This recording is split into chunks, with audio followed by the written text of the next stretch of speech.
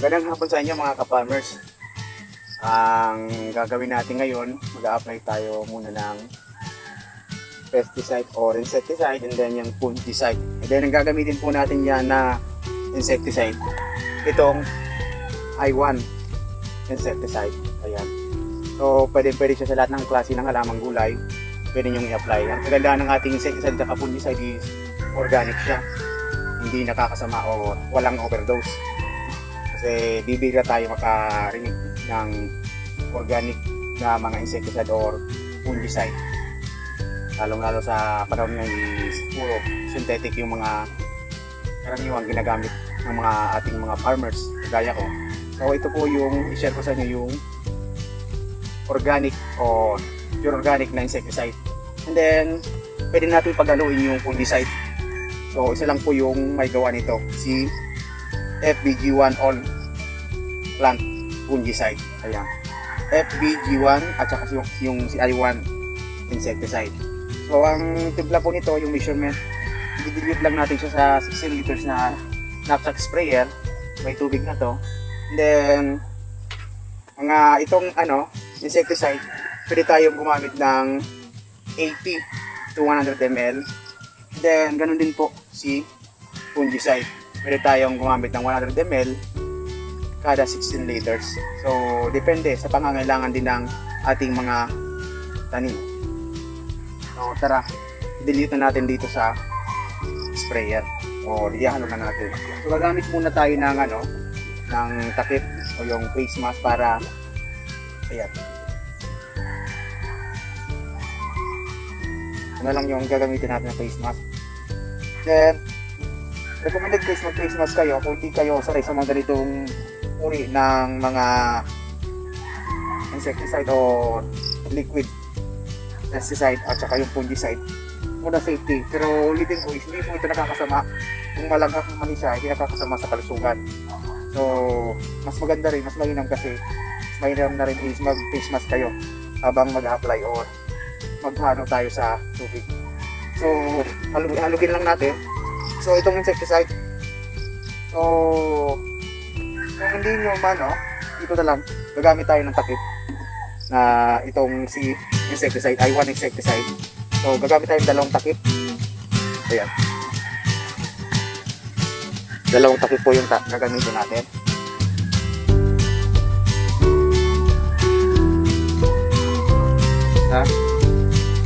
Dalawa. Then ganun din po si FBG1 fungicide. Gagamit din tayo ng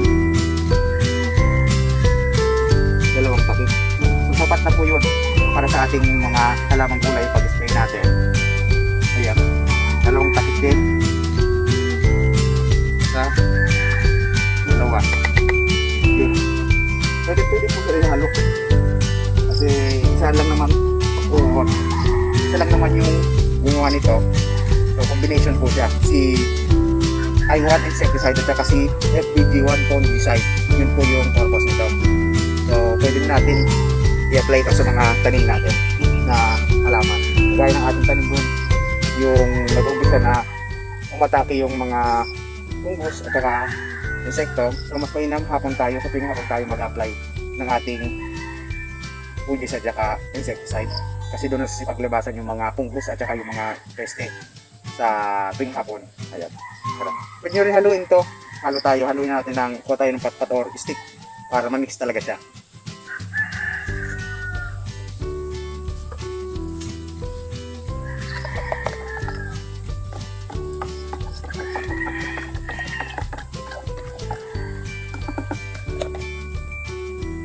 Ano po yung purpose ng ating pag-apply ditong si fungicide at saka insecticide?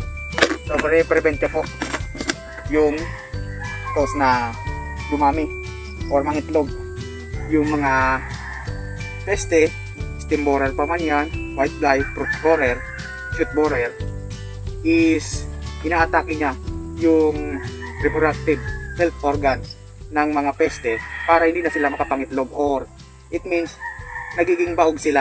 Yun po yung purpose itong si I1 at saka si FBG1 fungicide, yung I1 insecticide. Yun po ang benefits or purpose nito para ma-prevent or mapuksain yung mga peste, fungus na namamahay sa ating mga tanim. Ayan. So tara, i-apply na natin.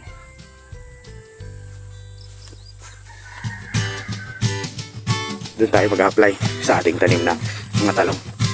Then, sa tatanong kung paano pa yung direction nito or sa pag-apply na tuwing anong araw bago natin i-transplant, pwede na ba tayo mag-apply. So at least 10 to 15 days old pwede na tayo, or kahit nasa ano pa lang, nasa seedling tray procedure pa lang tayo, sa paglaki nila is pwede na tayo mag-apply nitong fungicide. So kasi anti-fungus itong si FPT1 fungicide. So apply na natin.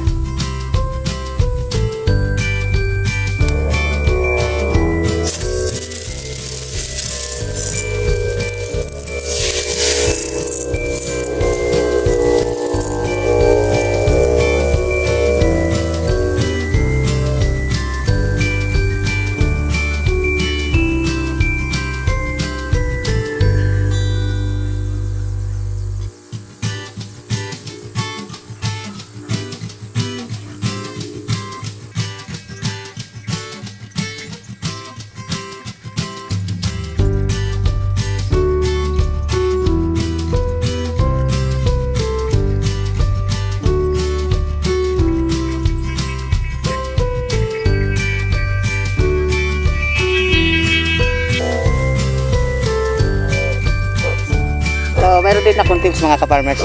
Pag mag-apply pala tayo is kailangan hindi lang dito sa may parting plastic mulching. So kailangan nyo din is gawing sa side by side nila is dapat applyan din. Kagaya nito dyan. So sabi nga is prevention is better than cure. So kailan pa natin sila i-prevent kung huli ng lahat. So nandiyan kasi nagkatago yung mga bakterya. Kita nyo nga nagsipagliparan yung mga peste. Ayan. So gagawin natin is instead na dito lang sa may plastic mulching is gagawin pupuruin na natin siya para ma-secure talaga or ma-prevent natin yung mga peste or mga insekto na namumugad sa paligid. Kagaya nito, ayan o. Yun. Kitang-kita nyo o. So ayan. So mahirapan sila makadapo niyan pag in-apply na natin ang ating gamot. Ayan. So ulitin ko mga ka-farmers is organic po itong ina-apply natin. So kahit organic ito, talagang pinupuksa niya yung mga peste at saka mga insektong namamahay sa ating mga tanim ng mga halamang gulay. So gagawin natin is uubusin natin to kahit sa may damo, itirahin natin siya. Sana all.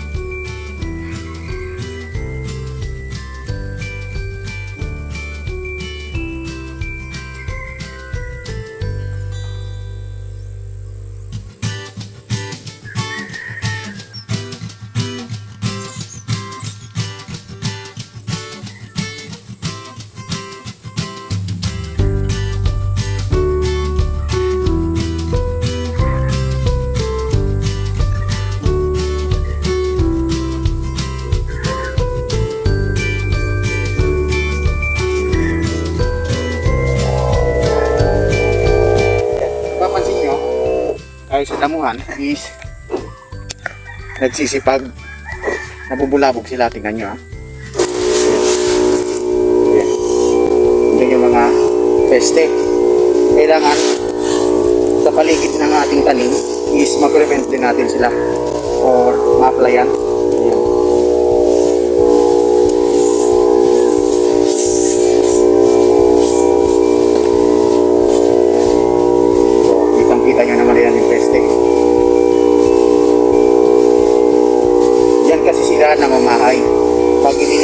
nasabayan o naisama sa pag-apply yan is useless din yung pag-apply natin. Kung dito lang tayo mag-apply sa may plastic mulching lang, is masasayang yung effort natin mga ka-farmers.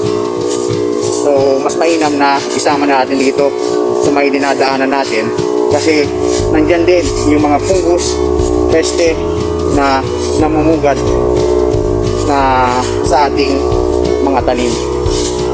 Ayan na. Ayan. Takbuhan yung mga white fly. Ayan na. So kita nyo naman.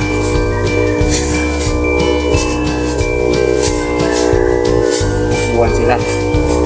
Which means hindi nila kinakaya yung amoy pa lang itong si FPG1 fungicide at saka si I1 insecticide. Ayan na.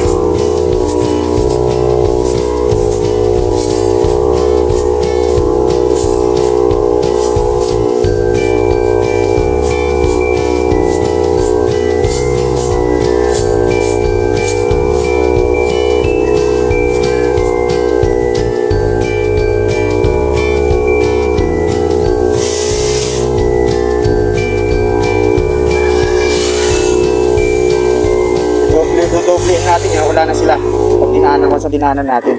So dito naman tayo sa kabila.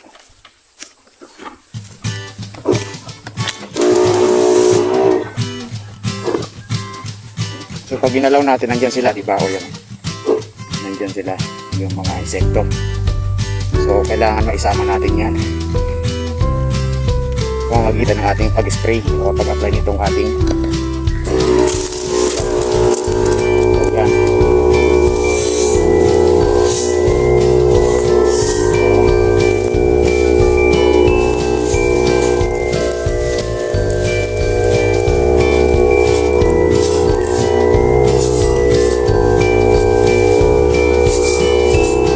Ganun lang mga ka-farmers yung pag-apply nito, at sana may na-share ako sa inyong konting kaalaman o tips para sa ating pag-apply ng, kung mag-apply kayo ng fungicide, insecticide, is kailangan isama natin yung mga daanan ng ating tanim, hindi lang sa may plastic mulching, kasi dito rin sa mga daan is dyan nag-umpisa o namumugad yung mga peste, fungus, bakterya ng ating